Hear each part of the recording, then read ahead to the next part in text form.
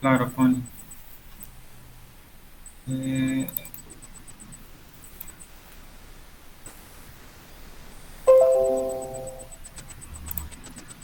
eh, a mí me gusta esa presentación que escribió un curador de Guatemala sobre nosotros cuando estaba conociendo el lugar. Tal vez a medida que les vaya presentando un poco de proyectos, puedo ir eh, haciendo más clara esa presentación que tenía él de nosotros. Pero les voy a hacer primero una intro como de, de quiénes somos y un poco de en qué andamos en Alborde. Estos somos nosotros cuatro, ¿no? Este soy yo. ¿Se ve el cursor? Sí se ve, ¿no? No, todavía no presentaste. Ah, todavía no presenté.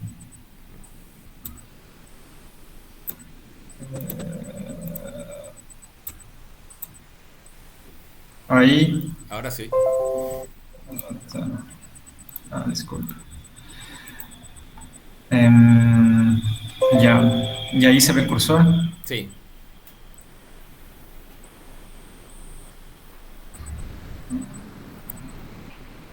Esa manito que está por ahí. Sí, ahí se ve. Bacán. Entonces, estos somos nosotros cuatro. Vamos, este es Pascual, David. David es el que es más elocuente y simpático de nosotros. Entonces, él es el que hace más presentaciones y el que le gusta estar siempre. Él generalmente está, pero cuando ya no tiene tiempo de hacer presentaciones, los otros tres le ayudamos. Y es malo y este soy yo. Estamos trabajando, creo que este año vamos a hacer 15 años del borde, 14, ya no me acuerdo. Em, todos somos de Quito, trabajamos la mayoría de los proyectos son hechos en Ecuador. Em, en fin, si es que tienen alguna cosa ahí, me preguntan. Eh, Gran parte de lo que hacemos son casas de clase media. Em, y, y en las casas intentamos que tengan un sentido también con el contexto con el que nos rodeamos. Para nosotros todos los proyectos son más o menos, tienen el mismo interés desde la parte proyectual, ¿no? Por ejemplo, digamos, esta es una casa de las primeras que habíamos hecho, que tienen principios muy sencillos. El terreno tenía esta pendiente y para hacer que sea un terreno plano donde haya como que pueda ser habitado, tuvimos que desbancar y esa tierra del desbanque es la que se usó para construir la estructura de la casa. O esta casa que es una rehabilitación en donde la cubierta era la única parte que estaba malograda, digamos, de la casa, de la estructura. El resto eran unos muros de tierra que todavía aguantaban. Y entonces, por las dinámicas de la familia y por las lógicas y los intereses de la familia, reemplazamos la cubierta y desde la estructura de la cubierta colgamos también unas pequeñas habitaciones. Em, Siempre estamos intentando como ver qué tecnologías experimentamos ahí y qué tecnologías incorporamos desde las particularidades del lugar en el que nos hallamos, ¿no? Creo que esa cosa cuando el Pablo, este curador, hablaba de discursos íntimos del lugar, se refería un poco a esto, ¿no? Porque nuestra arquitectura, casi que el hilo conductor que tiene es que todas están pensadas desde esa intimidad del sitio, ¿no? Pero quiero entrar en profundidad en esta, que es una casa de las últimas que hicimos. Y esto de aquí es una reconstrucción de lo que unos historiadores piensan que pudo haber sido la tecnología de una cultura pre-inca, de los Andes, específicamente del norte del Ecuador, de uno de los valles del norte del Ecuador. Esta cultura se llamaba Quitukara. Existen todavía algunos descendientes, pero que son una minoría bastante relegada en el Ecuador. Y lo que ustedes ven aquí, que es como esta choza, digamos, que está hecha de madera y de la paja, pero esta cosa que le sale por la punta es un árbol que está vivo en el interior de la casa. Este árbol es una especie particular que se le conoce como lechero y tiene como algunas especies que están distribuidas en Latinoamérica y que se les puede encontrar relativamente fácil, no es un árbol difícil de encontrar, pero que en la lógica colonial hispánica, era un árbol que no tenía mucho uso porque su madera era relativamente débil y porque alcanzaba pocas alturas. Pero la manera en que lo usaba esta cultura era teniendo el árbol vivo y que era una manera muy difícil de entender para las construcciones de ese tiempo, ¿no? Esta es la especie y lo interesante de esta especie es que se reproduce también de una manera que nosotros no conocíamos y fue una sorpresa, porque le cortan, digamos, en la base del tronco, le quitan todas las hojas, le vuelven a plantar en otro sitio y ese mismo árbol comienza a volver a echar raíces y a volver a echar hojas. Entonces, esa particularidad del árbol nos llevó a interesarnos en este método constructivo y empezamos a experimentar un poco. Este es un paisaje, digamos, bueno, ya un poco depredado, pero que asimismo crecen eh, esta vegetación que nosotros le conocemos como penco, y que es una especie de caña de la serranía, una especie de bambú de los valles de los Andes, que sale de esta planta y crece, no sé, 8 metros. Eso. Y esta madera es la que ellos usaban para colocar estos durmientes de acá, y también de la que podían hacer esta cuerda que nosotros le conocemos como cabuya. Y todas estas propiedades nos hacían a nosotros pensar en las posibilidades de ordenar geométricamente la naturaleza, ¿no? Y estar en este punto intermedio entre la construcción y el habitar humano y la cuestión natural. Entonces, esta es una de esas especies de lechero y estamos con el replanteo del plano tratando de ubicar. Las construcciones privadas, las construcciones de casas que nosotros hacemos y la manera en que trabajamos con nuestros clientes nos permite utilizar los fondos privados que ellos tienen para sus casas como parte de la investigación. Entonces, no hay mucha bibliografía sobre esto. Lo que se conoce es a partir de conocimiento o de transmisión oral, digamos, entre los viejos maestros de la construcción y la gente que está interesada en este tipo de cosas. A los 4 o 5 meses de que plantamos esto, comenzaron a brotar estas ramitas del tronco, que era un árbol que tenía más o menos 12 años y que fue trasplantado hacia acá. La negociación que hacemos con nuestros clientes en ese sentido tiene muchas cosas que van fuera de lo convencional de una compra de producto, digamos. O sea, nosotros no vendemos en el sentido estricto un producto para que ellos consuman.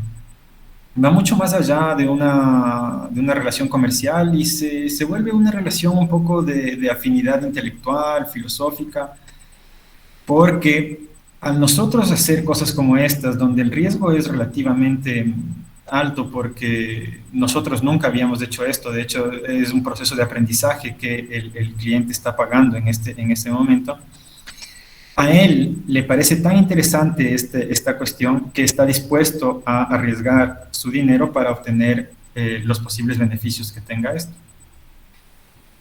También, por otro lado, la construcción es relativamente barata y no hacemos construcciones, digamos, muy grandes y inversiones muy grandes. Entonces, Dentro de eso, ellos se pueden permitir ciertos lujos, digamos, entre comillas. Entonces, esta casa es una casa, este es el,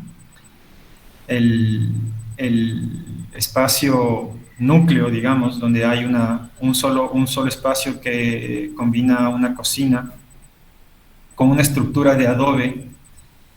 Tenemos aquí algunas cosas como esta viga doble que está solamente amarrada y que tiene unos separadores ahí, y que también funciona estructuralmente. Y sostenemos el porche con esta tecnología de estos árboles vivos. Acuérdense que estamos en un lugar que sufre de terremotos, entonces todas nuestras estructuras tienen que contemplar esas fuerzas, digamos, que son laterales y que vienen del terremoto.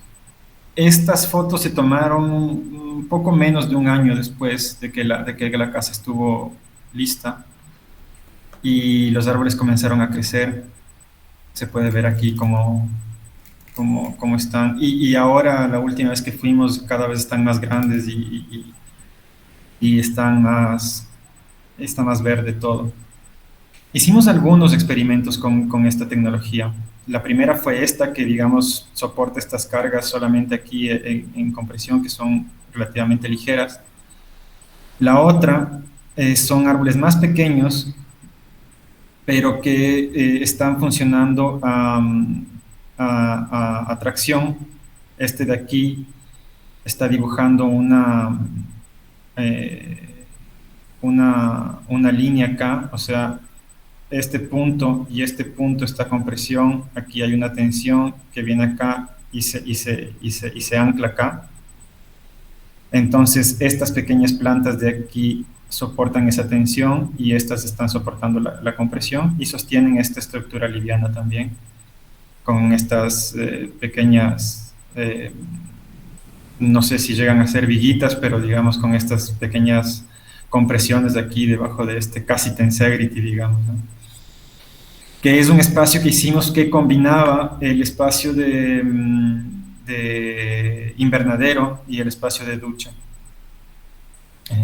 Aquí está haciendo el amague de que se baña el dueño de la casa, pero ya se puede ver las estructuras cómo están funcionando acá.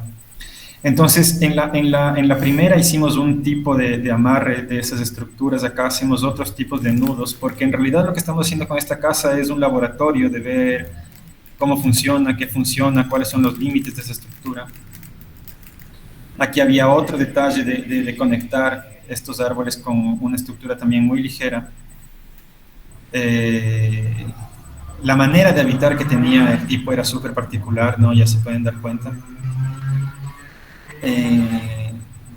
Y eso nos permitía como varias libertades y varias pruebas para lo que estábamos haciendo. Finalmente, este tipo de proyectos que hacemos tienen sentido también en el largo plazo porque nos permiten evaluar la durabilidad, evaluar cuántos árboles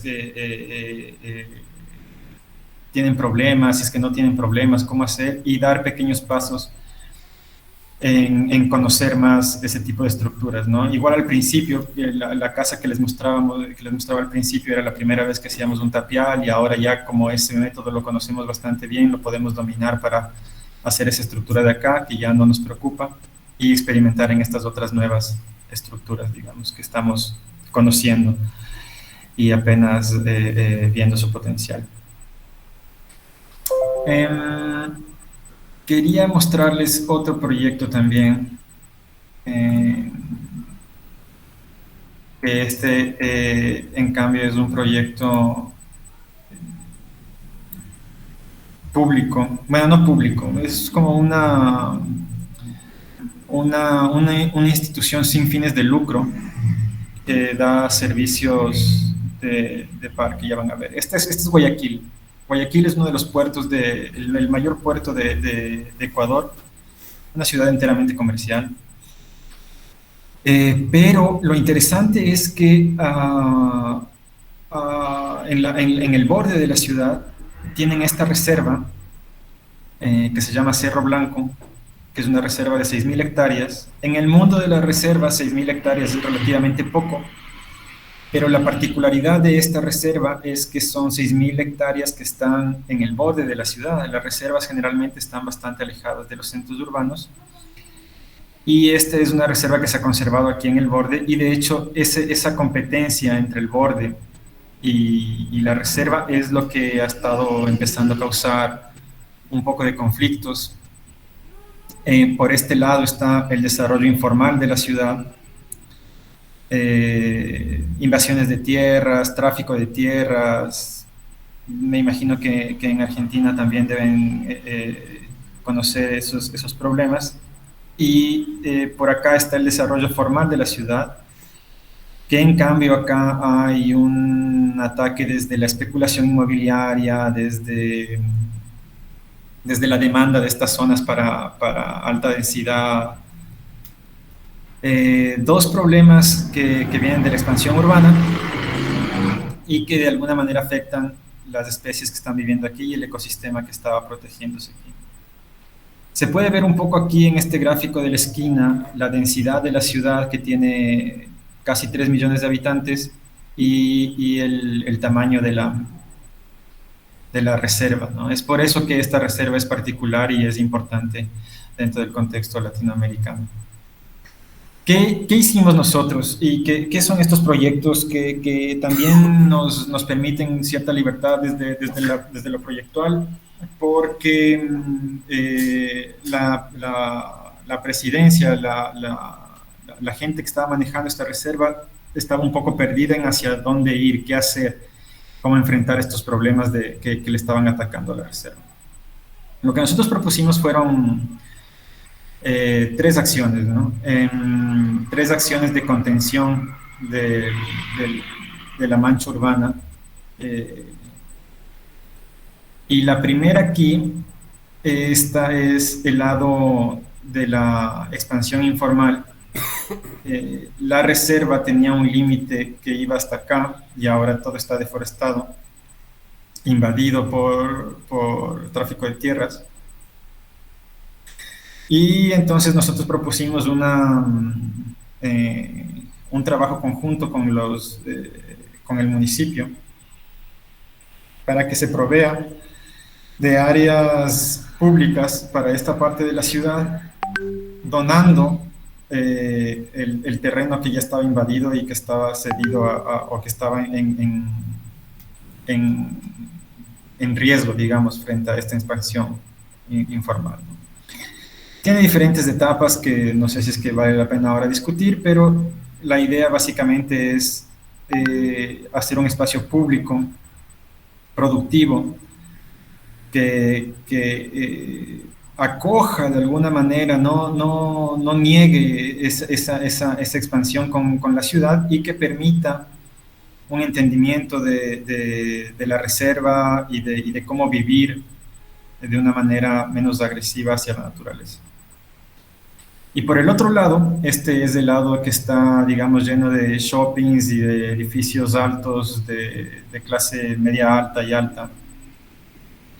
Por el otro lado, hicimos unas instalaciones de parque también, donde en el cinturón, en el borde que protege el área intangible, el área que no se puede tocar, hay perdidas algunas instalaciones para iniciar el proceso de educación que necesita la gente con este bosque. Dentro del bosque teníamos algunos puntos y algunos recorridos que nos permitían hacer instalaciones como estas. Aquí trabajamos con un grupo de la Universidad de Rosario que nos ayudó con esto. Aprovecho para hacerles una mención y para agradecerles por el trabajo que hicimos conjuntos.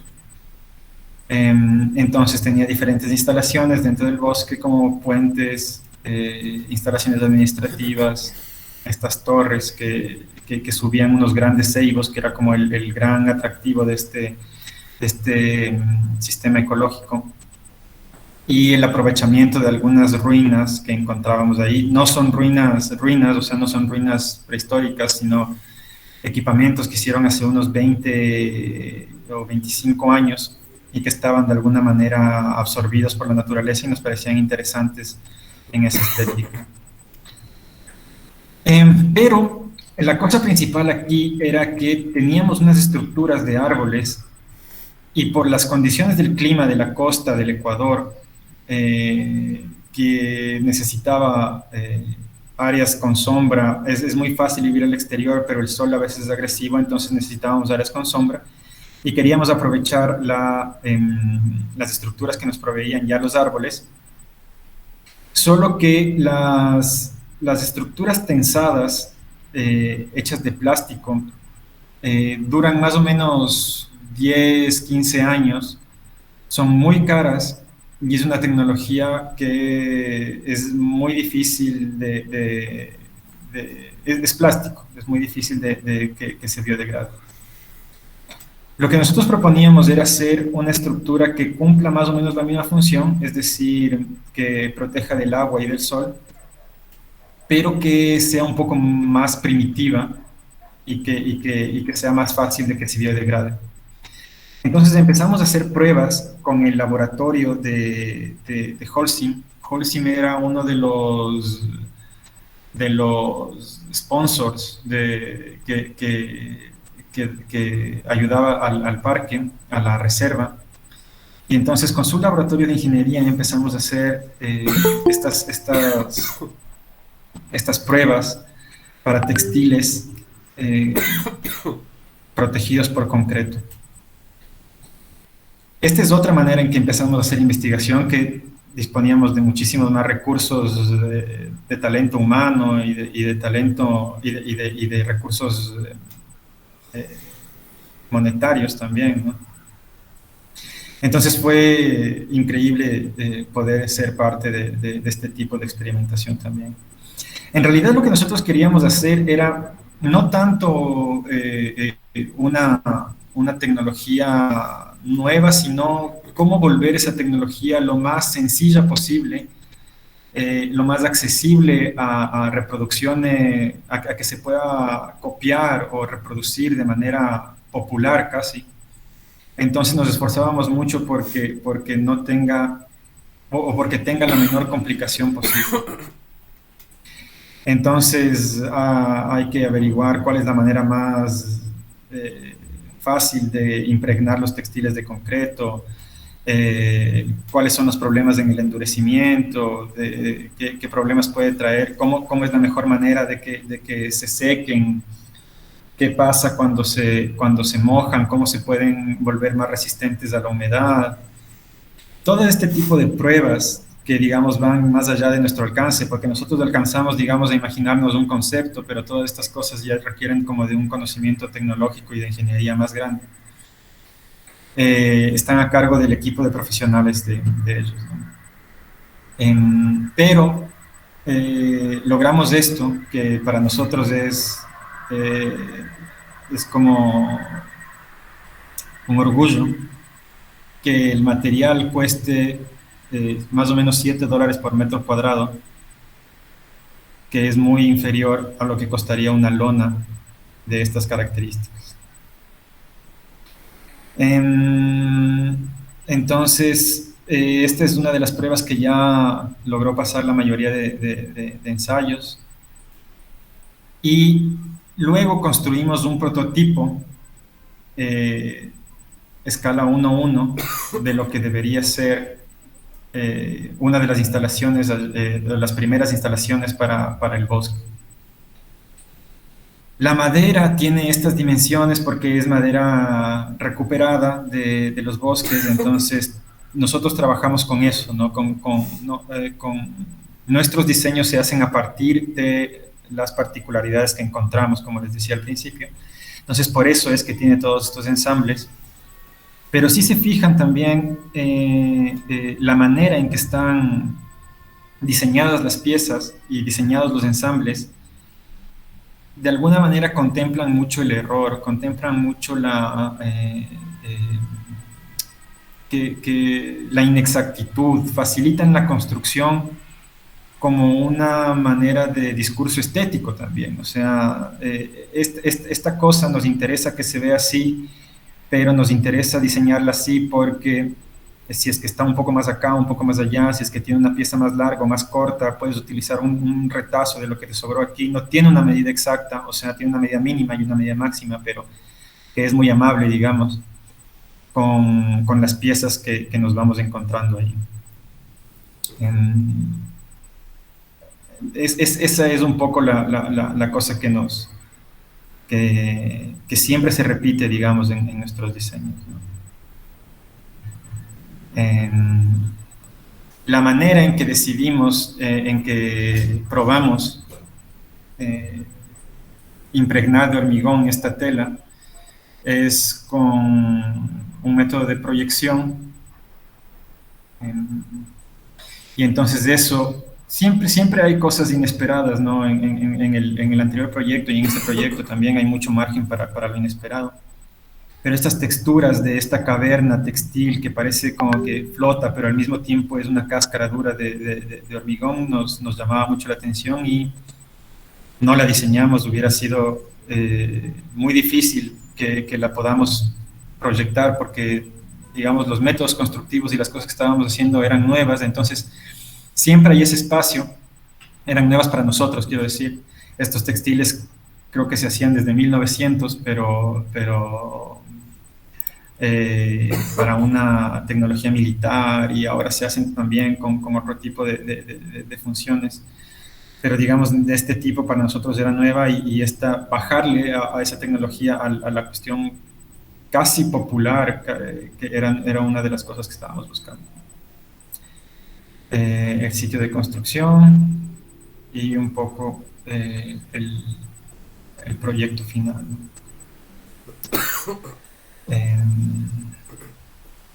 La manera en que chorrea todo, todas esas cosas, digamos, son el proceso del método constructivo que queda ahí y que nos interesa como cuestión estética también.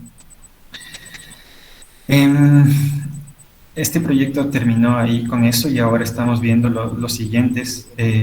Ha pasado un año y estamos haciendo la evaluación del año, de qué pasó con la cubierta y de cómo está funcionando. Esperamos continuar en el futuro con algo más de esto. El último proyecto que quería mostrarles es un proyecto que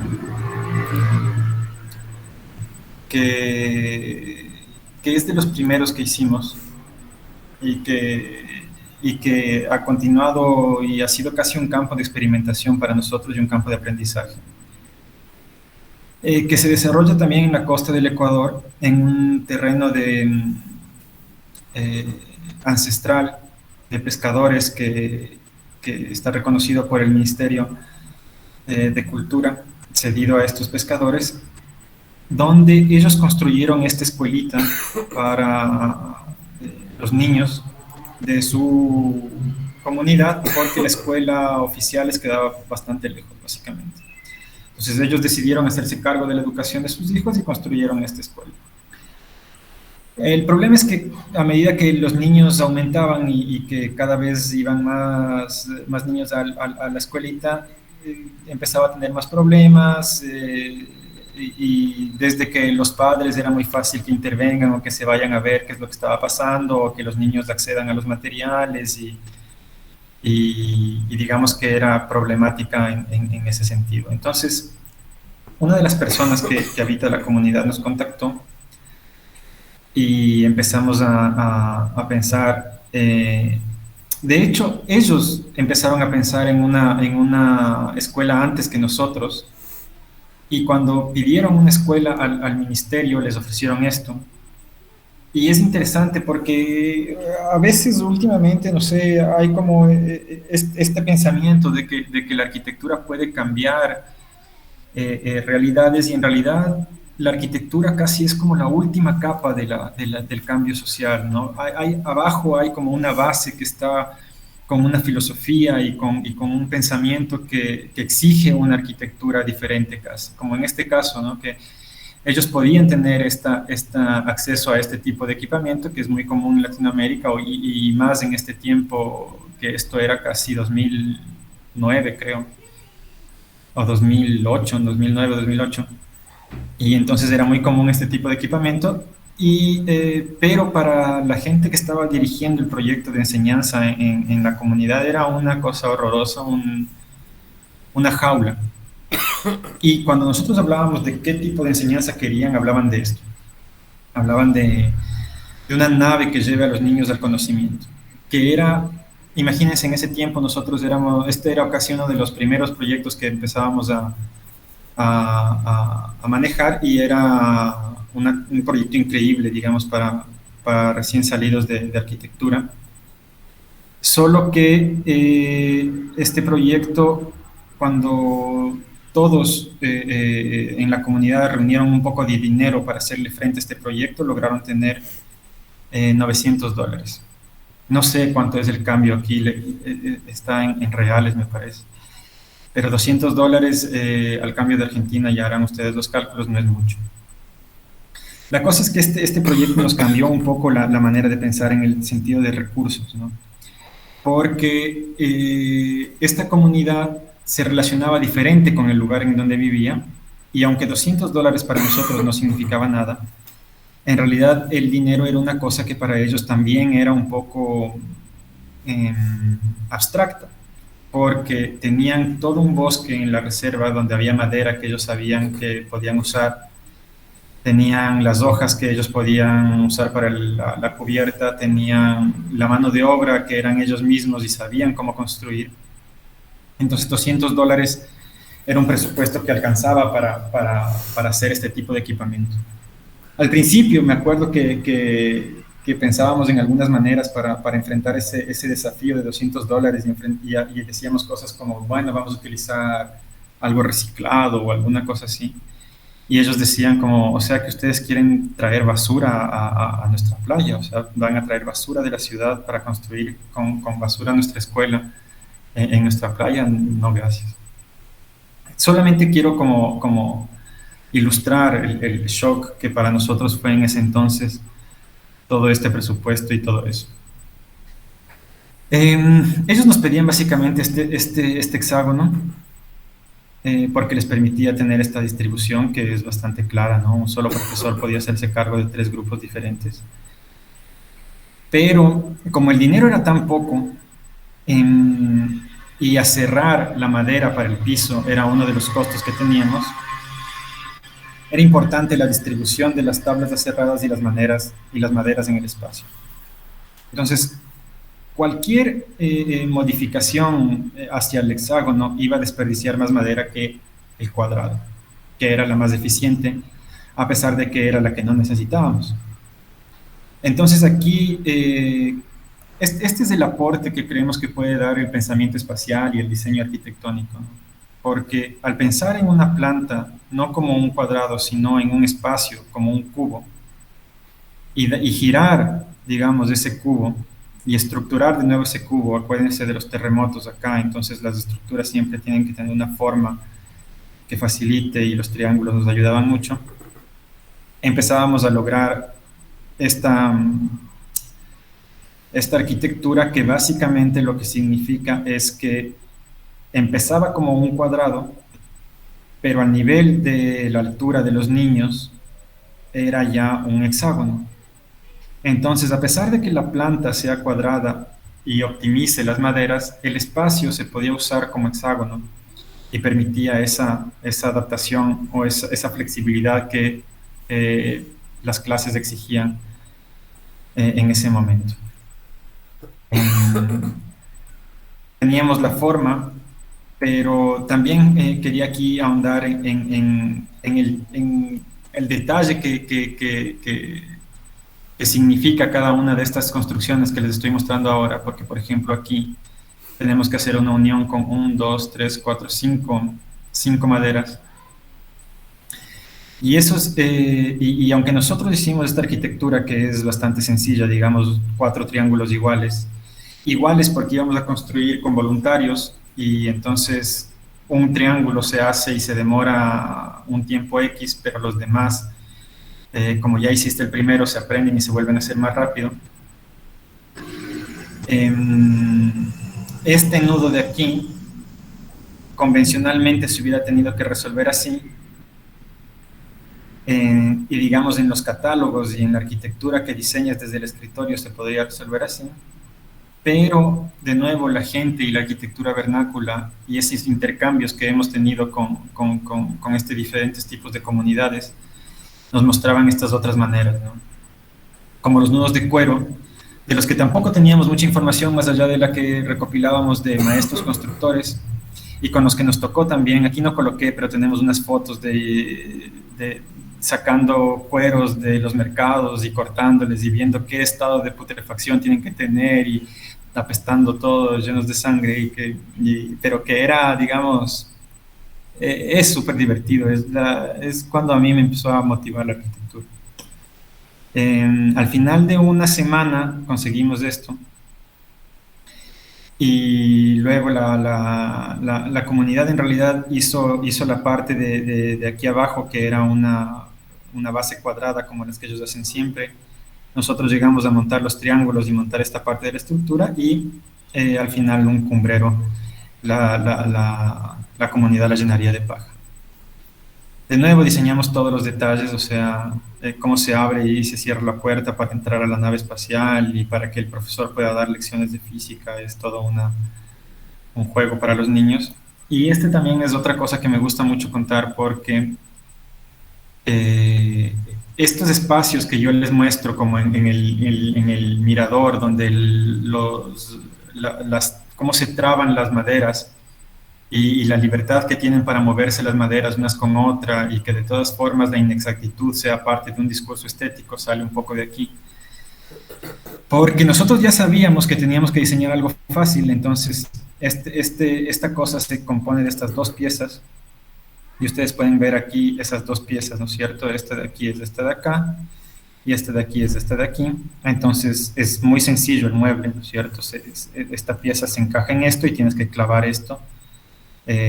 Y era eso. Pero miren cómo estaba pensado el modelo con esta línea recta y cuando lo construimos nos salió todo esto así.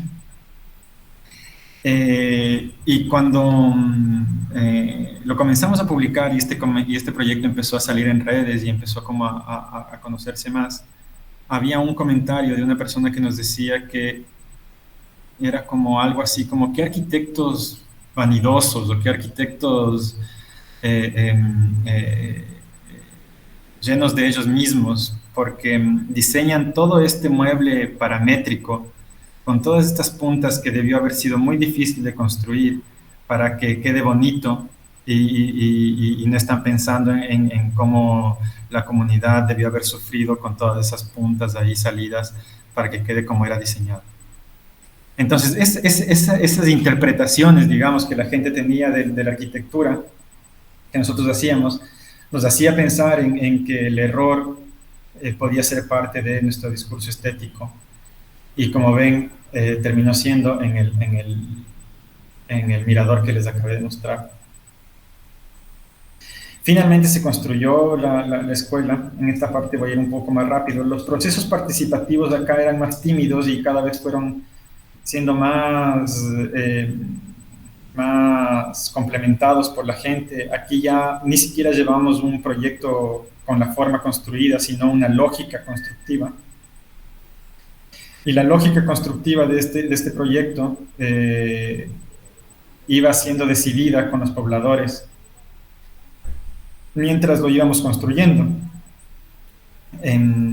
Esto de aquí fue un par de años después de esto porque nos pidieron que ampliemos el espacio para otros públicos y entonces diseñamos esto que permitía que haya los adolescentes y los padres de familia y un taller de carpintería y una cocina comunitaria que se hizo casi un centro comunitario, digamos, un espacio público cubierto para las actividades comunitarias de la población acá. Pero es interesante porque lo que nosotros diseñamos luego fue completado por la comunidad y entonces ellos, como fueron parte del proceso y en realidad fueron los que entendieron el sistema constructivo, empezaron a modificar la arquitectura pero siguiendo la misma lógica. Y esta era una de las primeras cosas que nos emocionaba a nosotros, ¿no? Nosotros hicimos esta parte en realidad, aquí estos tres núcleos, uno, dos y tres, hasta aquí. Y la gente aumentó esta cabeza, esta otra cabeza de acá, esta parte de acá en diferentes años, y fue completando, digamos, esta estructura. En 2009, cuando nosotros llegamos, las casas de la comunidad de Nazi, muchas veces los materiales asociados al discurso de pobreza, a toda la cuestión que es común en Latinoamérica con los prejuicios que, que, que hay alrededor de los materiales. Y en 2013 la gente empezó a hacer experimentos con sus propias casas, buscando estas otras formas, estas nuevas maneras de habitar. Esta es la casa de Jimmy, un pescador con una familia de 2 hijos, eh, que tenía una planta de 8 lados, me parece que tenía esta, o 10, dobles alturas, 3 habitaciones, digamos, iba ya en otros procesos, ¿no? Eso nos llevó a plantear cuando ellos nos pidieron nuevas instalaciones como la capilla, el lugar para los niños pequeños, algunas cosas más que querían construir, nos llevó a pensar en que hagamos mejor una escuela de arquitectura. Ellos ya sabían construir, ellos ya entendían los procesos, lo único que les faltaba era este proceso de abstracción y de síntesis, de análisis de síntesis, digamos, que nosotros en la universidad estamos más acostumbrados a hacer. Y entonces esta es una clase en donde la menor tiene 14 años, el mayor tiene 70, la mitad no sabe leer ni escribir. Y estamos presentando las maquetas conceptuales del lugar de los niños pequeños, de la guardería. Esta es la discusión de la maqueta conceptual sobre cómo debería ser el mundo de los niños, y están ellos que son los estudiantes y habitantes y padres de familia y todo al mismo tiempo discutiendo cómo debería ser. Y a mí me gustaba mucho el discurso de esto, porque esta es la maqueta estructural. Ellos hablaban de que los niños aprenden imitando lo que hacen los adultos, entonces les iban a construir un mundo de adultos que sea seguro para que ellos experimenten ahí. Entonces, este es el resultado de lo que ellos construyeron. Esta es una cocina con un horno tradicional de la cultura manabita, que es donde se asienta esta comunidad. Para que ellos jueguen a cocinar, es un horno funcional, o sea, los niños pueden aquí encender fuegos controlados desde uno de los padres que les ve desde aquí.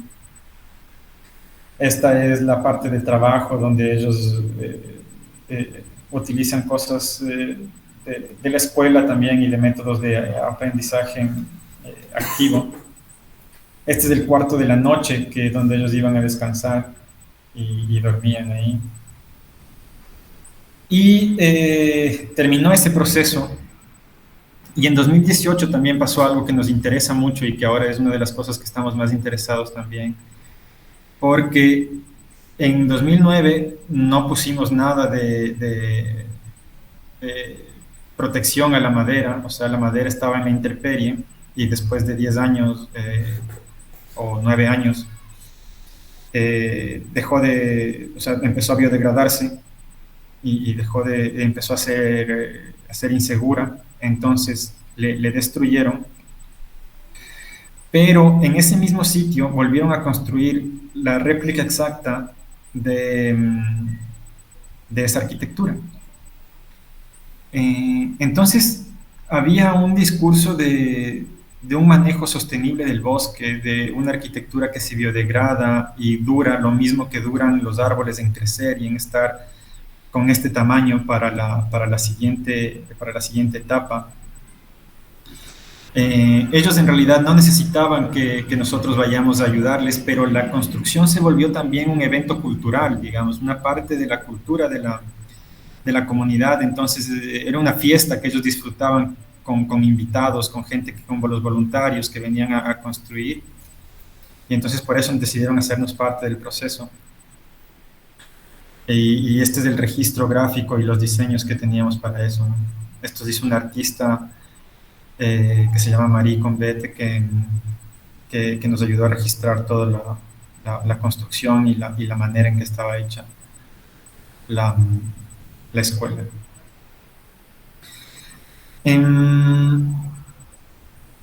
Esta es una de las últimas fotos. Tomamos eso, no sé, creo que justo antes de la pandemia.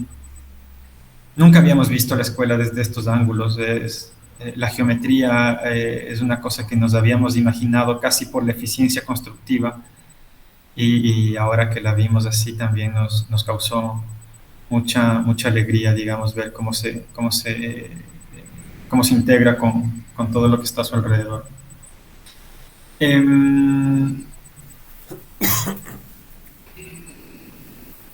Esta es la nueva misma escuela, ¿cierto? La última construida igual. Y esta es una vista de la comunidad con otros experimentos de otros pobladores también que hacen parte de la comunidad y que también han empezado a construir sus propios diseños de casa y sus propias arquitecturas, digamos, dentro de su sistema y dentro de cómo están viviendo. Creo que puedo parar ahí, y si es que ustedes tienen preguntas podríamos profundizar en cosas particulares que les interesen. ¿Qué piensan? Genial. Bueno,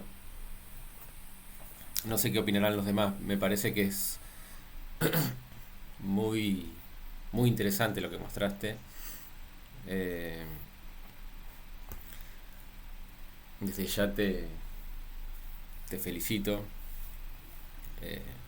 Creo que en nombre de todo el Centro Poiesis, lo que mostraste son una serie de experimentaciones proyectuales. Y yo cuando iba, digamos, avanzando la charla pensaba, bueno, qué interesante y qué difícil, digamos, de enseñar esto en la facultad, ¿no? Digo, porque estoy absolutamente de acuerdo con la práctica que hacen en cuanto a sus valores en relación a la sustentabilidad, a la participación del usuario, y pensaba eso, bueno, qué difícil enseñarlo. Entonces, lo que te quería preguntar es, en relación a esto, y que creo que también conecta un poco con este último proyecto que mostraste, es, digamos, si tienen o tuvieron posibilidad de enseñar arquitectura, y cómo lo hacen, digamos, cómo piensan ejercicios proyectuales en el campo de la formación que esté en línea con este pensamiento arquitectónico que tienen. Sí, nosotros fuimos invitados a enseñar relativamente jóvenes, bueno, no relativamente, súper jóvenes, digamos, para nosotros, para la manera en la responsabilidad que asumías para enseñar. Y cuando pensábamos qué enseñar, cómo enseñar, lo encarábamos desde un lugar en que no teníamos muchos recursos de dónde sacar para montar una clase. Y lo que nosotros se nos ocurrió en ese tiempo y que lo seguimos haciendo hasta ahora es tratar de ser tutores dentro de un ejercicio de práctica real. Nosotros aprendimos mucho con la práctica real. De hecho, fue uno de los mayores profesores que tuvimos. Ustedes podrán ver la evolución de nuestro pensamiento también en ese último proyecto que les mostré, que más o menos duró 10 años. Las prácticas comunitarias, los ejercicios constructivos, la manera en que soltábamos mucho más la libertad para que los usuarios construyan. y nos interesaba explorar otro tipo de cosas, iban cambiando con el tiempo. Y lo que encontramos fue esa manera de hacer, ¿no? Creo que, déjame ver si es que puedo mostrar una cosa muy rápidamente. No voy a poder profundizar mucho en esto, pero este es uno de los ejercicios que nosotros hacemos en la facultad. Eh,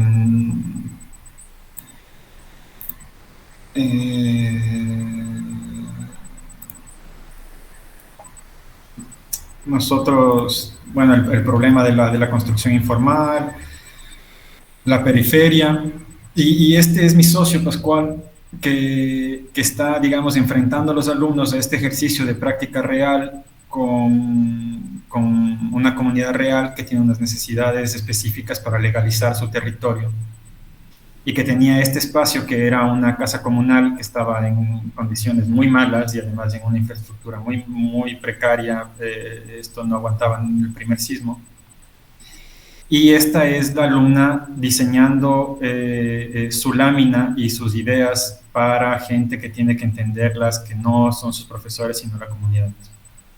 Por ejemplo, aquí se puede ver que las primeras estructuras que pensábamos eran en madera, pero cuando preguntamos cuántas personas en la comunidad sabían construir en madera, había una y habían 9 que sabían construir en metal, entonces cambiamos para metal.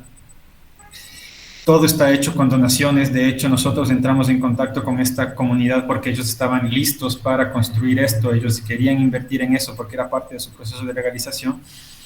Y aunque los recursos eran pocos, tenían mucha mano de obra para gestión, para buscar donaciones. Entonces, por ejemplo, las donaciones que se encontraron, miren, aquí hay un tipo de techo, aquí hay otro tipo de techo y aquí hay otro tipo de techo. Y estas son cosas que encontró un alumno que hacía pasantías en un edificio que estaba demoliéndose. Y con estos recursos fueron que empezamos a construir. Si es que pueden ver, cada vidrio tiene un color diferente porque cada vidrio está recuperado de un espacio diferente, de un lugar diferente. Y entonces el ejercicio de los alumnos durante un año fue diseñar este espacio, ¿no? Y al final, esta es la fiesta de inauguración y de legalización de la comunidad. Entonces, digamos, esas son las maneras que nosotros hemos encontrado de unir nuestra práctica profesional con la práctica académica, que también tiene muchos problemas y tiene muchas dificultades y tendrá algunas ventajas académicas y tendrá algunas desventajas académicas también. O sea, creo que es necesario un poco que la formación académica se nutra desde todos los lados, pero digamos que esa es la manera en que nosotros encontramos de hacerlo. Y de hecho, uno de los problemas que tiene es que necesita una institución que esté dispuesta a respaldar todo el equipo de profesionales que necesita una intervención de esas, y también alumnos que estén interesados en aprender eso, ¿no? Que exige mucho compromiso de parte de todos los involucrados. Pero por ahí van nuestros experimentos con la academia. Bien. Bueno, abro la charla a que sobre todo los alumnos puedan preguntar y los profesores. Tenemos dos niveles de estudios de casos y condiciones preproyectuales: Roberto Medina, Gastón y Martín Encabo, que son los profesores. Seguramente también van a querer hacerte alguna pregunta.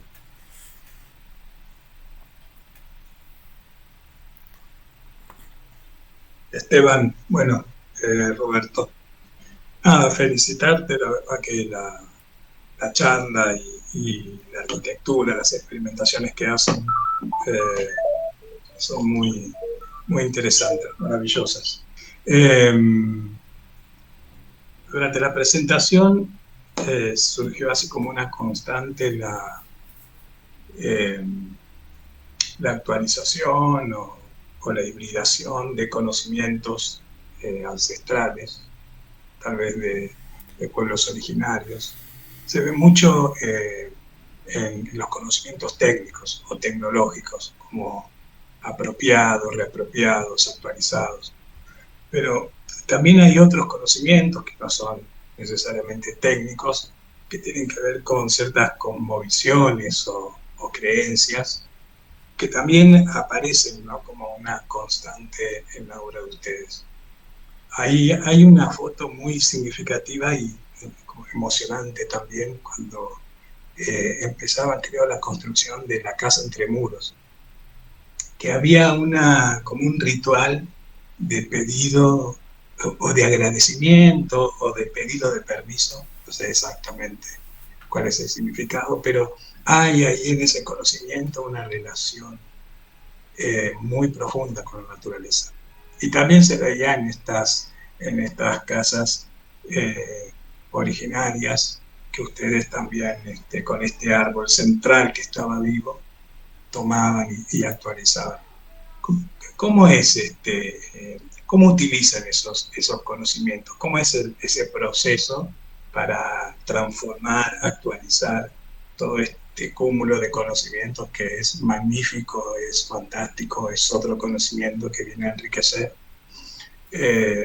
Y si hay un registro de eso, también hablabas que con respecto a este árbol central vivo, había, digamos, una publicación, digamos, un conocimiento que se transmite de boca en boca, pero ustedes eso lo pudieron registrar, ahí pudieron como plasmar en algún documento o algún tipo de no sé, plataforma más tradicional que se relacione con el conocimiento, o queda ahí en la experiencia solamente.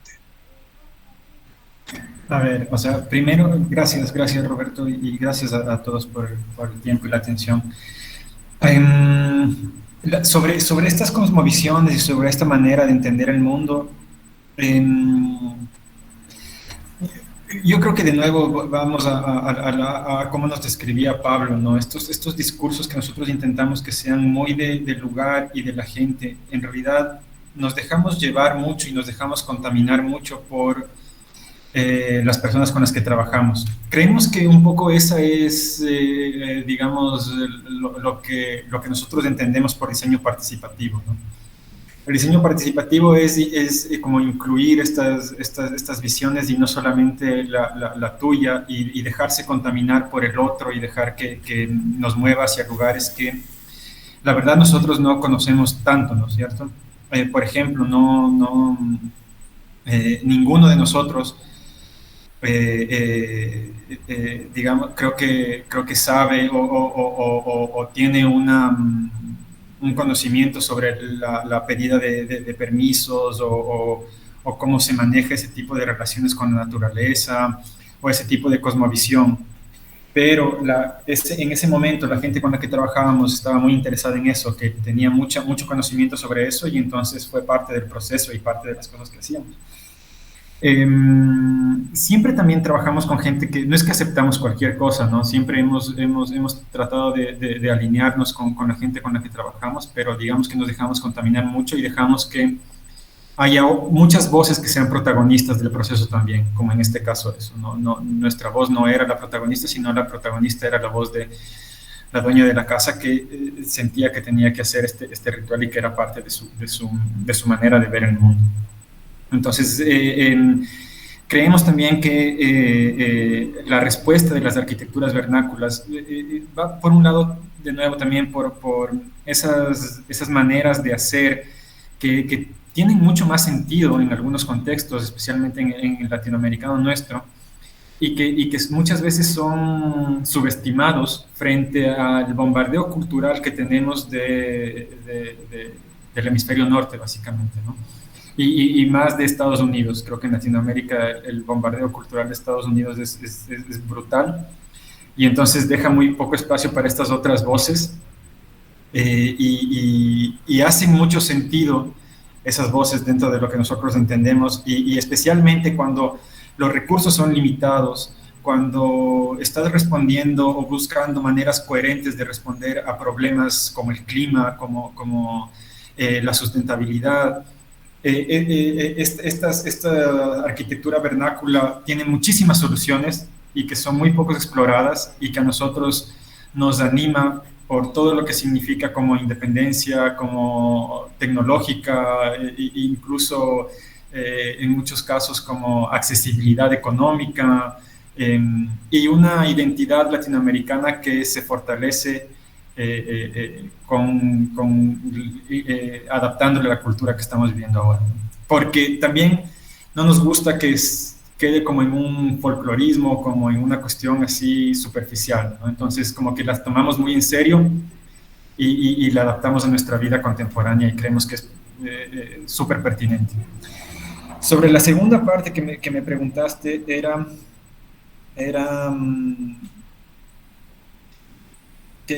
me olvidé cómo era, ¿qué era la segunda pregunta que No, hiciste? si hay un registro de esos Ah, conocimientos sí. que ustedes generan, incluso de las evaluaciones posteriores, ¿no?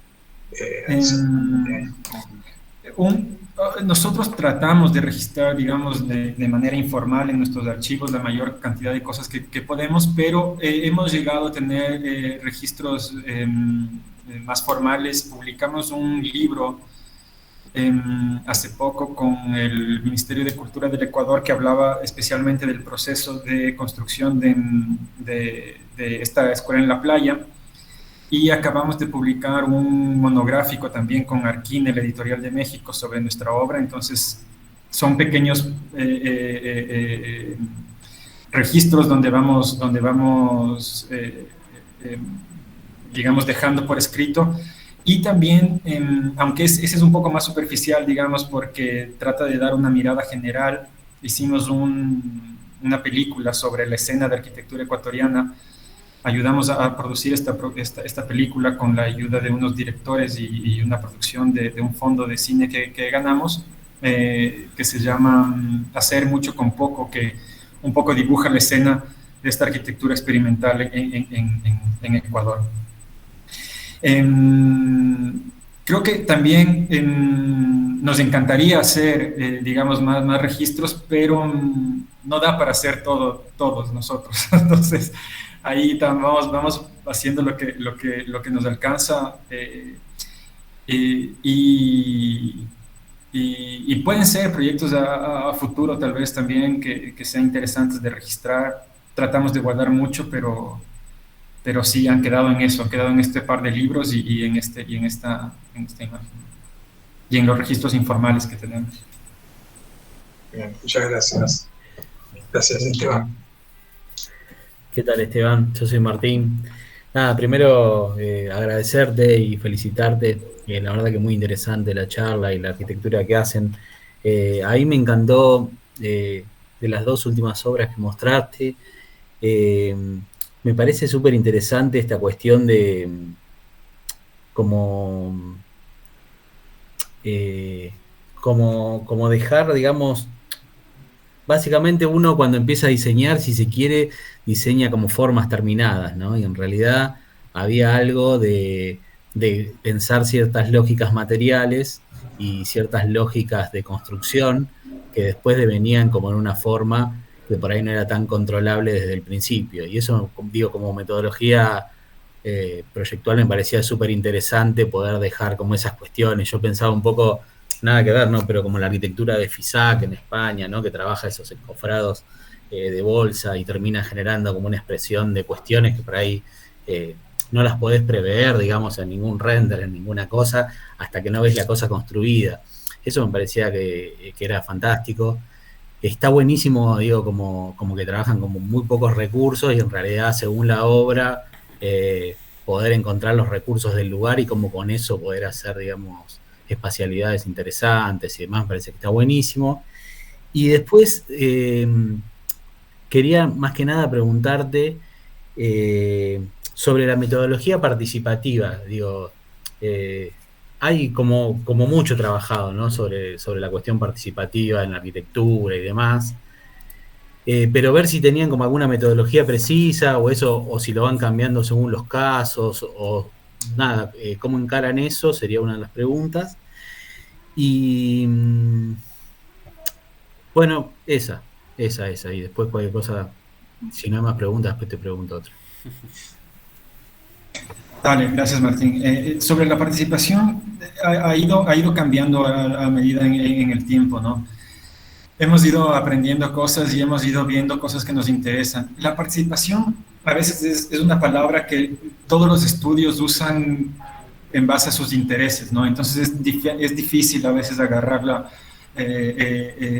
encararla así completamente, ¿no? Porque Y a yo veces te sentimos que... preguntaba, perdón que corto, pero digo, pero hay mucho de cuestión que acá dicen, no sé, van y reurbanizan un barrio popular, ¿viste? Y dicen, no, es participativo. Y la gente termina decidiendo el color de cuál se pinta el edificio, por ejemplo. Pero después la participación en realidad no existe. En lo que hacían ustedes, como que se veía como talleres, como pensando cómo podía construir la gente y a partir de eso pensar una lógica constructiva que después sirva para la obra. Digo, Entonces, veo verás, por ahí. ese es el un lado, ¿no? O sea, el un lado es terminar haciendo que la participación sea un maquillaje que en realidad no profundiza en lo que es verdaderamente importante. Ese es un lado. Y el otro lado es que nosotros los arquitectos tenemos conocimientos técnicos que no tiene cualquier persona. O sea, nosotros estudiamos mucho para saber cosas que no es de dominio general de la gente. Entonces, la participación es difícil porque o termina siendo superficial y termina no haciendo ninguna diferencia, o también empieza a subestimar el valor del arquitecto como un técnico que puede producir algo que no es de dominio general. Entonces, para nosotros, o la manera en que hemos estado, digamos, entendiendo la participación, es que influya en la construcción de la filosofía, en la construcción del pensamiento y de la arquitectura. A nosotros estamos como, o nos disgusta un poco esa manera de ver la arquitectura casi como los profesionales que hacen bonito cualquier cosa que el aparato estatal o el aparato inmobiliario les pida, ¿no es cierto? O sea, no vemos esa figura de arquitecto como alguien que construye cualquier cosa que le pida. Tratamos de que la arquitectura sea un espacio de reflexión sobre la vida misma, o sea, sobre cómo estoy encarando, cómo estoy viviendo frente al mundo, cómo me encuentro en el mundo, qué hago en el mundo y a partir de eso construir esa arquitectura. Y eso tiene algunas dificultades porque cuando trabajas con una persona, con dos personas, digamos, en una casa particular, tu filosofía de encontrarte en el mundo es más fácil de divagar sobre ese, de discutir sobre ese y de irla pensando, que cuando trabajas con una comunidad de 100 personas, 200 personas, porque es muy difícil ponerlas de acuerdo en algo, ¿no? Entonces, este lugar de la participación también nosotros vemos como una herramienta para eso, como una herramienta para encontrar qué tenemos en común todos nosotros, o sea, qué tenía en común toda la gente ahí en este proyecto que les conté que hicimos con los alumnos en este barrio informal. Por ejemplo, no se ve en la casa, pero una de las cosas interesantes que salió a partir de la participación era que todos eran migrantes del campo y que querían encontrar su manera de ver ese campo reflejado en ese nuevo lugar donde estaban ahora. Entonces, mucho de esos talleres participativos influyó en que la manera de ver el barrio ese no discrimine el campo. Ellos pensaban, al principio ellos tenían una visión como de, no, ya estamos aquí en la ciudad y nos piden legalizar todo, entonces están prohibidos los animales de granja y no podemos tener aquí cultivos y no podemos tener ni sé qué cosas acá. Entonces tenemos que ya parecernos a una ciudad formal y tenemos que construir en hormigón y bloque y tenemos que construir con estas cosas porque esas son cosas de la ciudad. Entonces la participación ayudó un poco a alejarnos de las técnicas constructivas o a cuestionar las técnicas constructivas de la ciudad y a permitir que las lógicas del campo sigan manteniéndose en lo urbano de otra manera, ¿no? ¿Cómo llegar allá? No tenemos una fórmula. La verdad es que siempre colaboramos con profesionales que tienen otros recursos que no tenemos nosotros, antropólogos, gente de las artes, con teatro, hemos trabajado con algunas personas Y nosotros mismos hemos dirigido algunos talleres también más sencillos que básicamente buscan ese objetivo.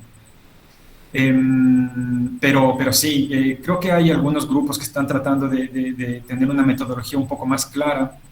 Creo que eso nos falla a nosotros porque al encarar siempre proyectos que tratamos que sean particulares, nos cuesta mucho dibujar una metodología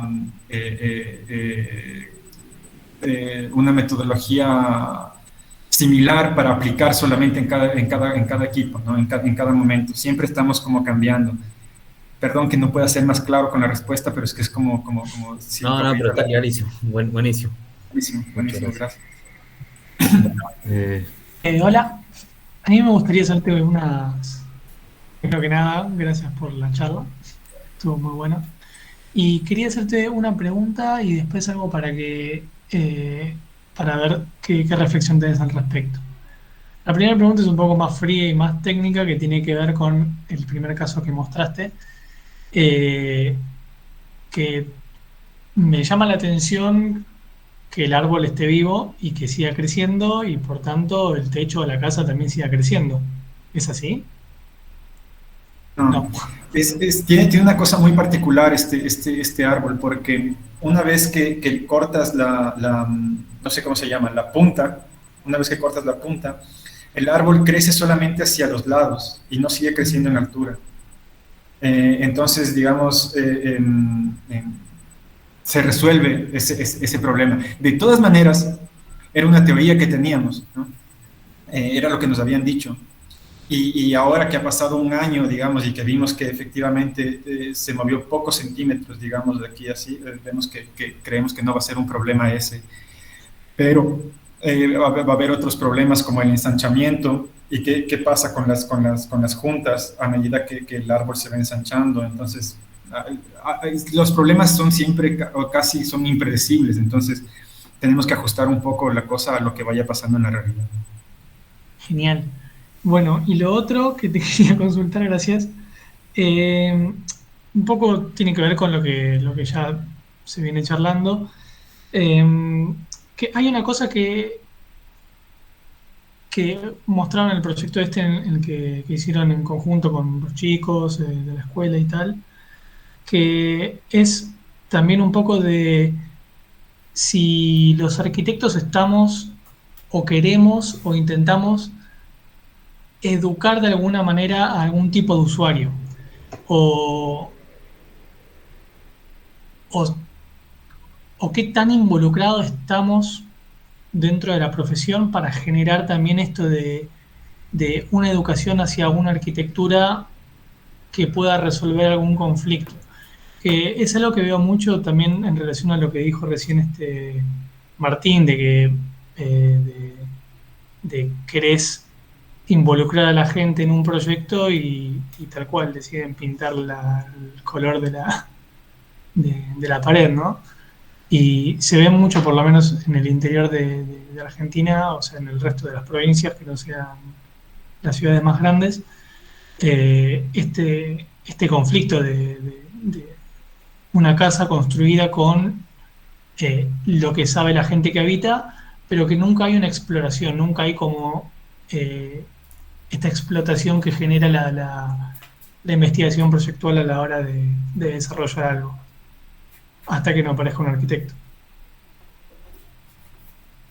A ver, o sea, digamos que la primera creo que es al revés, ¿no? O sea, creo que una pregunta muy usual que nos suelen hacer en las charlas, especialmente cuando nos enfocamos en la cuestión de proyectos con comunidades y proyectos participativos, es cómo hacen para que la comunidad se involucre en sus proyectos. Y casi que nosotros lo que respondemos es justo al revés, o sea, es justo que las habilidades que vos tienes como arquitectos son necesarias en algún momento en el proceso de construcción. Y las comunidades son ellas las que te incluyen en sus proyectos y vos eres el que se suma a los proyectos del otro. No es que o en lo que nosotros pensamos es que no es nuestro trabajo seducir hacia el camino correcto, porque no sabemos nosotros tampoco cuál es lo que hay que hacer, ni nos sentimos muchos dueños de la verdad. O sea, nosotros nos involucramos en proyectos con los que creemos con los que tenemos una afinidad, y la comunidad nos deja participar y le interesan nuestras habilidades, y entonces hacemos un buen equipo ellos con nosotros. ¿Qué tanto cambio social puede hacer la arquitectura? De nuevo, es otra cosa que no estoy seguro, no sé, pero en nuestra experiencia lo que pasa es que la arquitectura es la última capa. O sea, primero hay una base social que tiene una manera y que tiene unas creencias y que tiene una filosofía y que está buscando algo. Y después hay como la voluntad de buscar los recursos para hacer eso y la decisión de empezar a hacerlo. Y al final viene la arquitectura, que es la que da forma, y creemos que el aporte de la arquitectura es justo, está en cómo hace que esa forma de esa filosofía, de esos sueños, de toda esa gente, en esa visión común, cómo hace que todas esas ideas abstractas se vuelvan ideas materiales, se vuelvan cosas concretas. Creemos que ese es el aporte que puede dar. Eso es para los que nos entrenamos, eso es para los que somos buenos. Y nuestro punto de vista es no intentar controlar todo, ni asumir la responsabilidad de todo. Todos nuestros proyectos están llenos de 30 créditos, o sea, 30 personas de créditos, porque son muy colectivos en realidad. No nos interesa llevarnos ni todo el mérito, ni tampoco tener toda la culpa. Por ejemplo, ¿qué hubiera pasado si es que los árboles no funcionaban? Que era algo que podía pasar, y nosotros fuimos muy claros con el cliente con el que estamos trabajando. Oye, la primera vez que utilizamos, creemos que puede suceder esto, pero no estamos 100% seguros. Puede ser que los árboles se mueran después de un año y que se caiga esa parte. Y lo que el cliente dijo fue bacán. Entonces reemplazamos y ponemos otro tipo de columnas, ponemos unas columnas de madera convencionales en esa para volverlo a sostener. La primera casa que nosotros propusimos era completamente una estructura de árboles. Y él dijo, oye, ¿y si es que se cae esto? Decimos, no sé, o sea, puede ser que pierdas la casa. Y él dijo, no, entonces mejor hagámoslo en un lugar un poco menos peligroso. De una, bacán, hagamos en eso. O sea, nosotros vamos controlando, esa es nuestra manera informal y profundamente latinoamericana también, de confiar en el otro un poco. O sea, de salir un poco del esquema capitalista de cliente y de consumo. Es una cosa de vamos a hacer un proyecto juntos. Y yo hago esta parte y me pagas esto por esta parte y vos te haces cargo de esta otra parte y te conviene por esta razón. Es un poco esa es la idea detrás de todo lo que hacemos. Por eso es que es muy difícil de clasificar y de sistematizar, y también de meter como en un patrón, digamos, pero es un poco la idea que está atrás, llena de subjetividades, ¿no? Y que eso tiene ventajas también, no solamente desventajas. Eso es un poco la manera en que vemos un poco la cosa. ¿Va por ahí lo que preguntabas? ¿O? Sí, totalmente. Sí, esa era la reflexión que necesitaba. Gracias. Bueno, hola, buenas noches, Esteban. Yo soy Gastón. Aprovecho para saludarte y bueno, la verdad es que fue muy interesante los trabajos que mostraste. Me parecen como de una gran calidad proyectual. Y también como me resulta muy, muy interesante como el compromiso social que tienen en su práctica, porque la verdad que cualquiera de esas dos cosas es muy difícil de lograr, y poder lograr las dos juntas es mucho más difícil. Entonces me parece que eso es como muy ponderable en el trabajo de ustedes. En cuanto a lo de la charla, yo a la escuela la conocía, de haberla visto publicada, me parecía un proyecto que es muy bueno, que cumple como con estas condiciones. Los otros yo no los había visto, y a medida que ibas mostrando me surgían preguntas. La verdad que voy a tratar de hacer dos para no extenderlo mucho. Por un lado, en cuanto al mirador y estas experimentaciones que hacían con las telas y con el concreto proyectado, me surgían como algunas preguntas. O sea, por un lado, en cuanto a la estructura que soportaba esto, que es como de maderas que vos contabas que recolectaban en el lugar y que tienen como un grado de ajuste variable. Y después arriba le colocaban la cubierta esta que también que es como algo muy difícil de lograr porque tenés que estar experimentando con la tela para hacer no un trabajo en una facultad o un trabajo proyectual que termine en eso, sino que tiene que ser un hecho construido que va a quedar ahí en un lugar. Entonces, en un momento mostraban la foto de cómo estaba construido y aparecía la grúa, ¿no es cierto? Para poder montar eso, para poder proyectarlo, porque no se puede armar un andamio en ese acantilado, no sé bien qué medidas tiene todo eso, pero me surgían como algunas preguntas que tenían que ver con, bueno, cómo lo construían. Entonces cuando aparece la grúa, digo, bueno, esto porque se tenía que hacer el colado todo de una sola vez. Y había ahí como una contradicción como entre lo vernáculo y el aparato ese que es como una construcción industrial y como más sofisticada. Entonces, bueno, digo, quizás en algún momento pensaron como en hacer piezas más chicas. Todo esto yo me lo imaginaba, de colarlo afuera y después montarlo, pero bueno, iba a tener como el tema de juntas. Entonces quería saber si en algún momento habían pasado por esos lugares y después también cómo están pensados estas construcciones, cuánto tiempo tienen que durar, digo, no sé, porque tener esa cubierta que a lo mejor es más dura y más duradera que la estructura que tiene abajo, era como una de las preguntas que yo tenía para hacer. Si esto estaba dentro de ese proceso de pensar el proyecto. Y después tenía como otra pregunta más que tenía que ver con con el proyecto de la escuela, que vos en un momento contabas que habían trabajado sobre una lógica constructiva que se la trasladaban a la gente que iba a construir esto. Entonces quería saber cómo fue que hicieron ese traspaso de información a las personas que lo iban a construir. Me imagino que ustedes cuando lo pensaron, habrían hecho, no sé, maquetas, dibujos, lo que sea, pero después cómo se traslada eso para que alguien lo pueda construir. Esas eran como las dos preguntas que tenía. Gracias, Gastón. Grandes preguntas. A ver, la primera sobre la cuestión proyectada, en efecto, ¿no? Como estamos aprendiendo a hacer ese tipo de construcción, pasamos por muchas maneras en que podía ser montada. Entonces, la primera, en realidad, tal vez tiene sentido ahorita compartir un poco esto para que se pueda ilustrar mejor. La primera tiene que ver con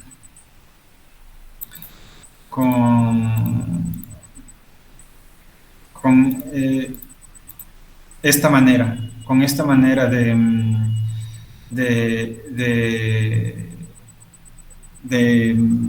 introducir el hormigón en la tela. La tela, para que ustedes se imaginen, es casi como esos estropajos para lavar los platos.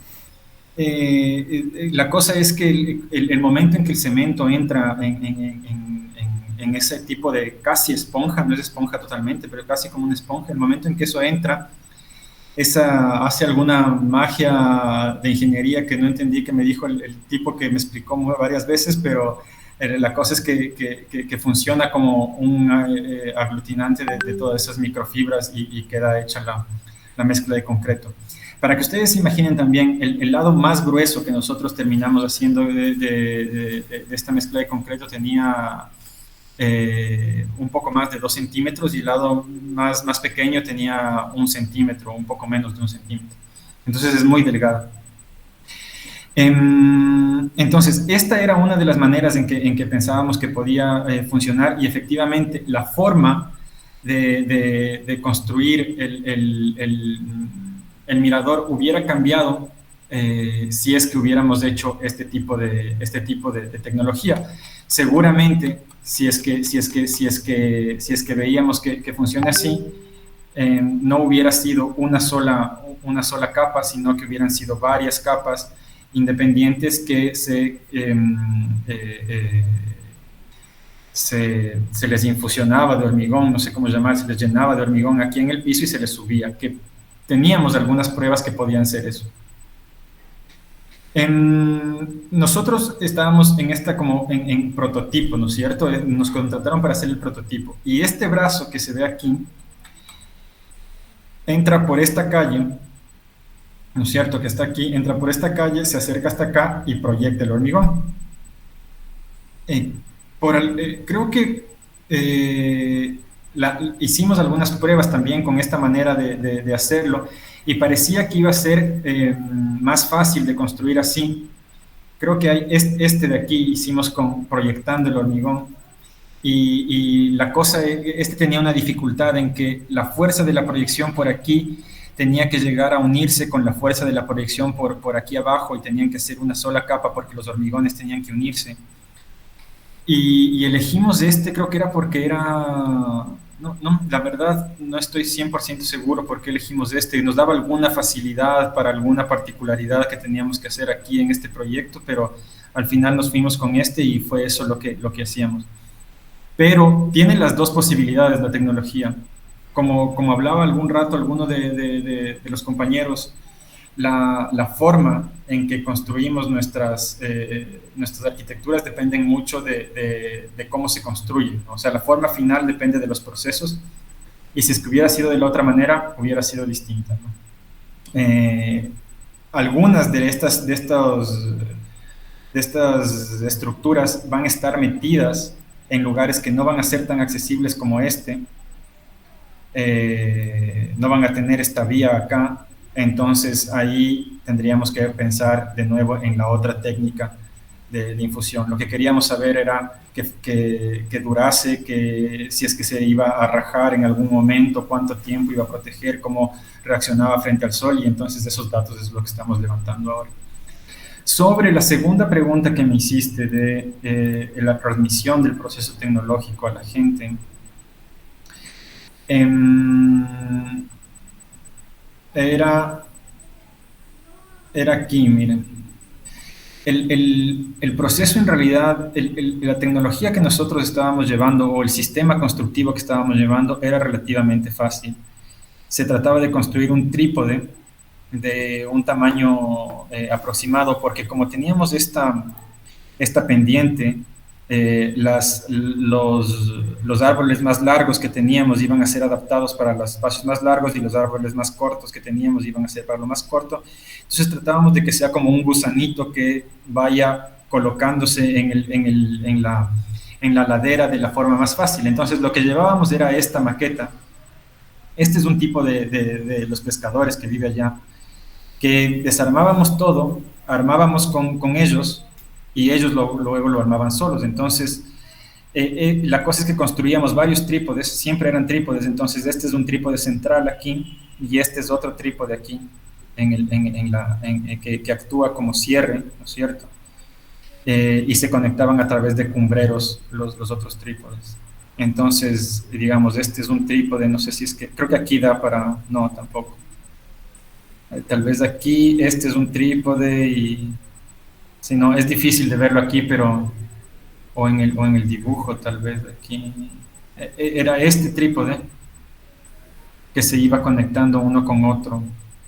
Entonces aquí hay uno, este es uno, y aquí hay otro, este es otro, y se unen con este larguero acá, aquí hay otro trípode, y se une con este acá, y aquí otro, y se une con este acá, y a estos les van cerrando, este es 1, 2, 3, 1, 2, 3, 1, 2, 3. Entonces cuando yo dije que ellos construyeron, entendiendo esa lógica, es esto, ¿no? Que ellos tienen aquí este trípode que es 1, 2, 3, y van cerrando y aumentando el espacio en donde ellos quieren con la lógica misma que estaba construyéndose, porque después de que ellos la construyeron fue mucho más fácil que la entiendan, ¿no?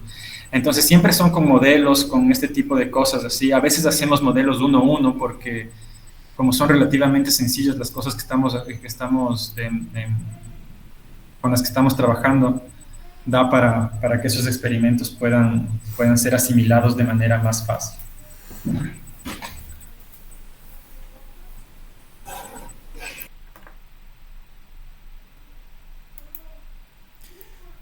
Genial. No sé, los los alumnos, si quieren hacerte alguna otra pregunta. Sí.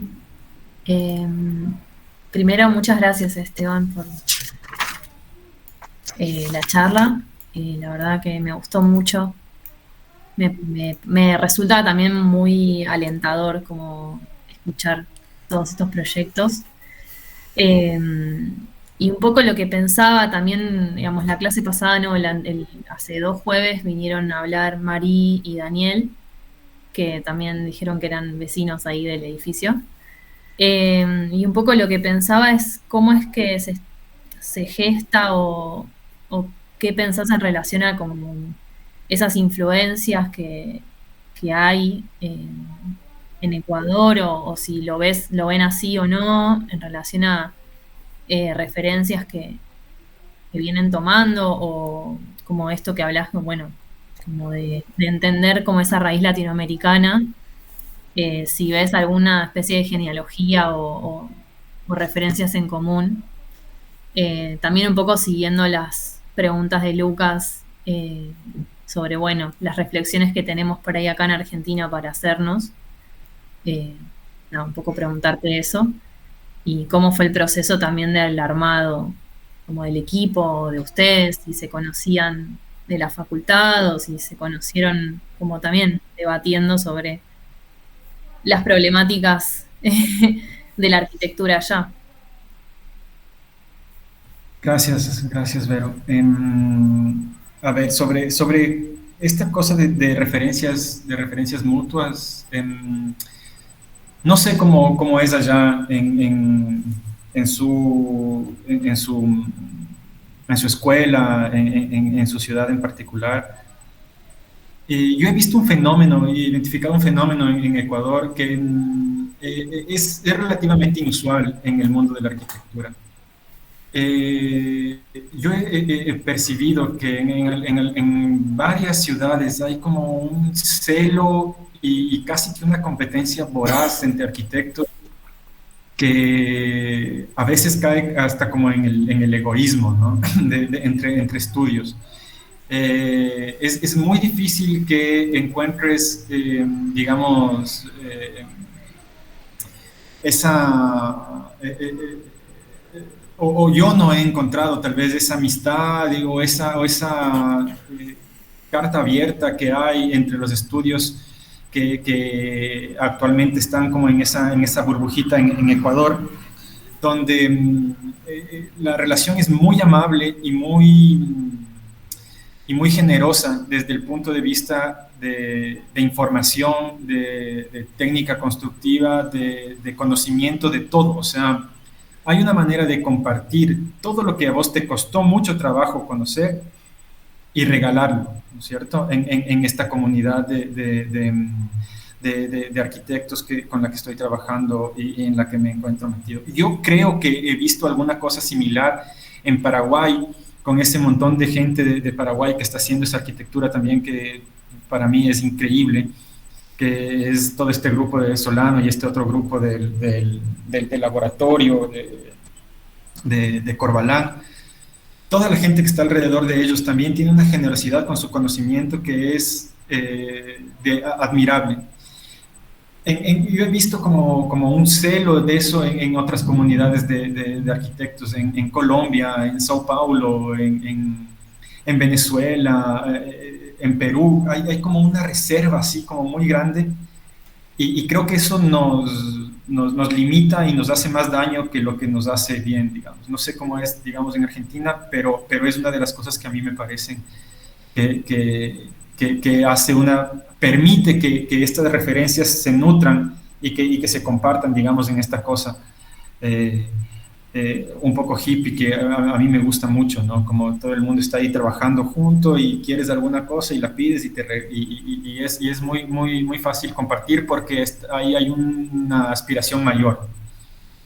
Eso por un lado, que a mí me agrada eso. Y lo segundo que preguntaste era, ¿qué era? ¿Cómo se hace qué? No me acuerdo. ¿Puedes repetir, por favor? ¿Cómo fue que Nos juntamos. se Ya. juntaron? O, de curiosidad también. Em,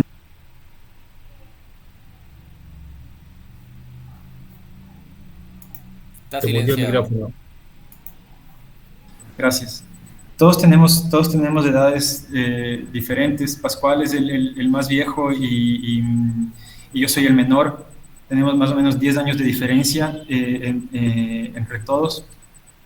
Y creo que fue muy casual como nos conocimos. No sé, en ese tiempo había pocas personas, estábamos saliendo de una crisis muy fuerte en Ecuador. No sé si es que ustedes saben, creo que ustedes vivieron alguna cosa parecida. Nosotros en un periodo de 10 años tuvimos 11 presidentes, perdimos la moneda, ahora usamos dólar. Tuvimos después de ese periodo de 11 años un periodo de estabilidad de 10 años con el gobierno de Correa.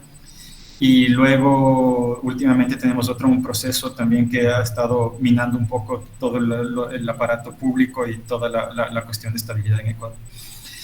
En fin, nosotros nos conocimos en ese tiempo y era muy difícil encontrar gente que esté experimentando. Creo que también, primero porque la arquitectura siempre ha estado relacionada a élites y entonces la gente que se publicaba y era también muy difícil acceder a publicaciones. Entonces nosotros venimos en una época en que el Internet empezó, en que era mucho más fácil compartir tu trabajo. Yo creo que si es que nosotros hubiéramos estado haciendo el mismo trabajo hace, no sé, hace 20 años de lo que hicimos, cuando no había Internet, cuando acceder a las publicaciones era tremendamente más complicado, seguramente nadie conocería de lo que estamos haciendo. Somos mucho un fenómeno de Internet, ¿no? Y esa generación que empieza a compartir su trabajo de otra manera y que empieza a juntarse de otra manera y que empieza a tener otros intereses de otra manera. Pero nos conocimos de formas muy diversas, o sea, solamente yo le conocí a Pascual en un bar y estábamos hablando y yo había tenido un problema con el bar porque se estaba cayendo todo porque no sabía cómo construir y le había contado que tenía este diseño, así que al final terminó todo mal y él me dijo, no, ven a trabajar conmigo, yo sé construir, veamos qué podemos hacer entre los dos y trabajamos como un proyecto, después otro y ya nos quedamos ahí enamorados entre los cuatro. Alborde tuvo muchos integrantes también y empezó con David y Pascual, después tuvo 6 más personas que estábamos trabajando ahí y al final tuvimos un proceso de 2 años en el que ya nos estabilizamos y desde ahí hemos continuado los 4 que les presenté ahí. Creo que también fue un poco de suerte. Es difícil encontrar una persona con la que puedas entender y compartir esta cosa, más allá de que puedas tener problemas o no y que siempre se pueden resolver. Yo creo que es difícil y creo que también, no sé, yo siento que tuvimos un poco de suerte en encontrarnos todos. Y también teníamos esa cuestión adolescente, ¿no? De querer hacer alguna cosa y de no querer tener un trabajo normal y de querer buscar otra manera de hacer. Y creo que mucho de la visibilización que tuvimos nos dio la confianza para seguir haciéndolo, ¿no? No sé, pero el ingreso, por ejemplo, de la oficina, la mitad venía de los proyectos antes de la pandemia y la otra mitad venía de exposición en academias, de contratos para conferencias, de exposiciones de ese tipo. Entonces, nos interesa, digamos, que encontramos esa manera de inserirnos en el aparato productivo, y profundizando en nuestros intereses y exponiéndolos también, ¿no? Es la manera que encontramos. No sé si es que hay una fórmula, no. Toca experimentar y equivocarse y volver a experimentar, creo que es la única, ¿no? Sí, totalmente. Muchas gracias. No sé, igual por ahí el resto puede contestar también a tu pregunta, pero por lo menos en lo personal pienso que acá todavía es un poco lo que contás, como ese diagnóstico de todo bastante atomizado, aparecen igual grupos o que empiezan a pensar desde otro lugar, como más colectivamente, o sea, colectiva y cooperativamente, pero todavía mi sensación es que está como muy atomizado, y que hay como una cuestión más academicista que todavía cuesta como no sé si romper, pero como que se abra para dar lugar a otra cosa. Eh, sí, igual coincido que en la crisis del 2001 fue un quiebre bastante, acá también, con lo disciplinar. Yo creo que hay que partir de uno mismo, ¿no? A mí lo que me sorprendió eso era, tenía en la universidad, tenía un compañero que me pasó una referencia y me dijo, te voy a pasar esta referencia, pero no la compartas con nadie más porque es como súper buena y no quiero que todo el mundo la tenga para que ni sé qué. Y era una referencia cualquiera, además, o sea, éramos estudiantes de arquitectura, no, no tenía nada de maravilloso, estábamos haciendo un proyecto cualquiera, o sea, no era nada. Y cuando trabajé con José María Sáez es un arquitecto español ecuatoriano que, si es que no lo conocen, googleenlo porque es nuestro maestro, digamos. Cuando trabajé con él en su estudio, él me dijo, aquí están mis archivos de investigaciones, aquí están mis archivos de proyectos, esta es la manera en que cobro los proyectos. Si es que alguna cosa de esto te sirve, te copias y te llevas. ¿Sí? Como, no, ni me tienes que decir, ni me tienes que preguntar. Cualquier cosa que encuentres de aquí que te sirva a vos, llévate, copia, haz lo que quieras. Entonces, esa generosidad de ese tipo que sí tenía cosas que valían y que costaban mucho aprender, a mí me impresionó mucho. Y entonces lo que él me dijo fue como, yo como que algún rato conversamos, él es muy amigo nuestro ahora, y entonces yo le contaba esto y me dijo, la manera en que yo esperaba que eso dé frutos es que vos también puedas hacer lo mismo con las cosas que te costó aprender. Y esa es gran parte de la razón por la que respondemos todos los mails que nos llegan de estudiantes pidiendo cualquier cosa. A veces nos cuesta, a veces hay algunos estudiantes que no saben la importancia de las cosas que están pidiendo, hay gente que no sabe las cosas que está recibiendo, pero de todas maneras, digamos, creo que es como un interés nuestro compartir todas las cosas que nos interesa, cualquier cosa no sé, yo les digo ahora mismo y lo que digo también en todas las charlas, quieren saber cómo se hace esa cubierta de hormigón, todos los archivos que tenemos están como disponibles para que cualquiera se los baje, para que cualquiera intente hacer. Eh, Todo lo que aprendemos en ese sentido está disponible para compartir. Nos interesa ese mundo, nos interesa esa manera de ver las cosas y eso es lo que estamos haciendo con Daniel, que contaste, o sea, en el mismo espacio con ellos, todo está abierto. Tenemos un par de grupos más de arquitectura que están compartiendo con nosotros ahora esa casa vieja en la donde estamos, que es así, digamos, es parte desde eso.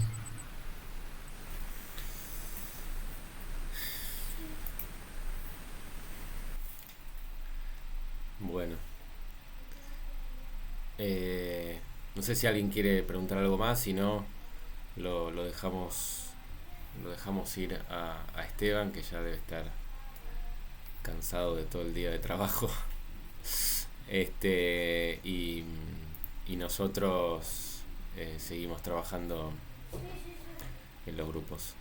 Desde ya, en nombre del Centro Poiesis, de la Maestría en Investigación Proyectual y de la Facultad de Arquitectura de Buenos Aires, de la Universidad de Buenos Aires, te agradecemos por haberte acercado.